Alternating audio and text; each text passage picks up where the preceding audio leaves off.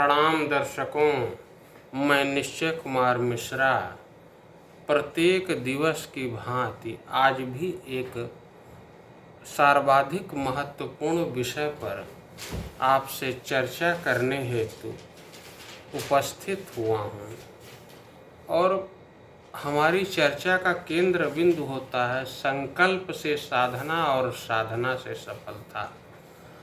आज का विषय अन्नदाता किसान भाइयों को समर्पित है। जैसा कि हम सब अवगत हैं कि इस देश के भाग्य विधाता हमारे किसान भाई हैं।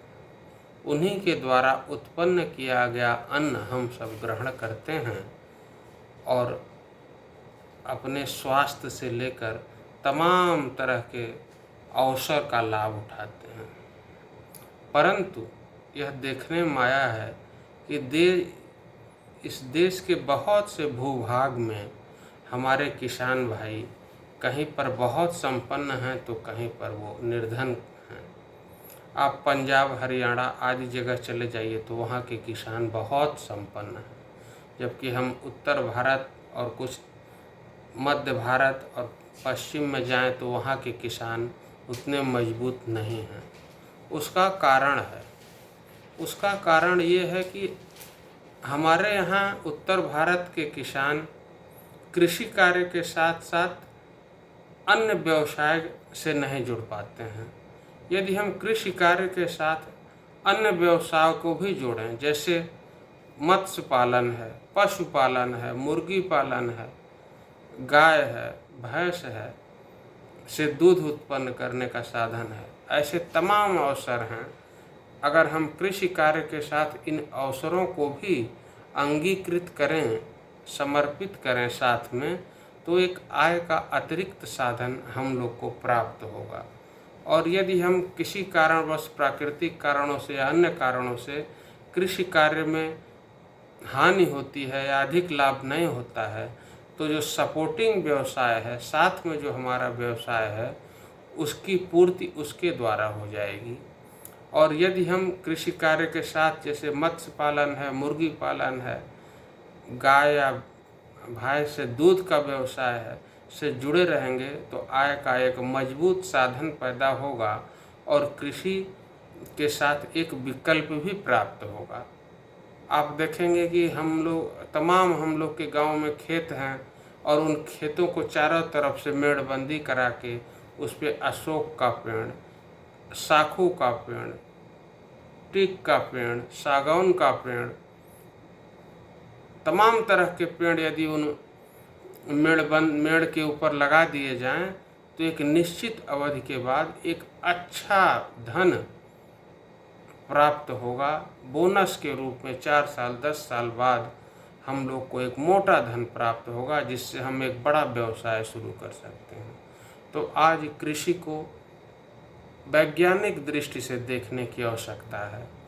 हमारे किसान भाई अथक प्रयास करते हैं, कठोर प्रयास करते हैं, उसके बाद भी उन्हें पूरी सफलता प्राप्त नहीं होती। सरकार के तरफ से बहुत सारे सहयोग किए जाते हैं, बहुत सारे अवसर उत्पन्न किए जाते हैं। कृषि प्रधान देश होने के कारण हमारी सरकारें पूरी तरह से किसानों के प्रति समर्पित रहती है। आदरणीय प्रधानमंत्री जी द्वारा किसान सम्मान निधि का प्रारंभ किया गया, जो एक अनुपम उदाहरण है, अनोखा उदाहरण है। पूरे विश्व में ये उदाहरण कहीं नहीं है। प्रत्येक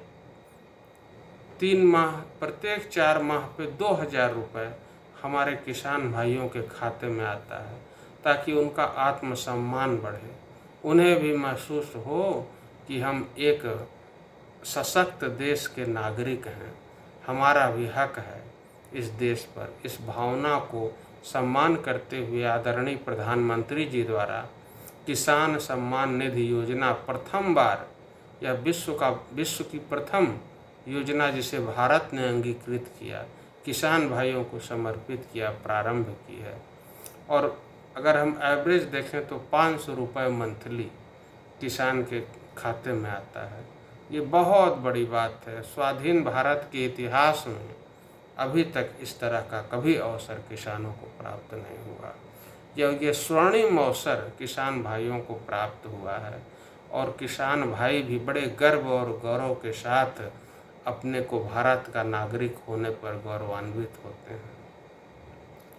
तो यदि हम सरकार के सपोर्ट के साथ ही स्वयं भी जागृत होकर परिश्रम के द्वारा, कठोर परिश्रम के द्वारा उपलब्धि हासिल करना चाहें तो हम बहुत सारी कृषि कार्य के साथ उपलब्धि हासिल कर सकते हैं। तो हमारे आज का विषय अन्नदाता किसान भाइयों को समर्पित रहा है।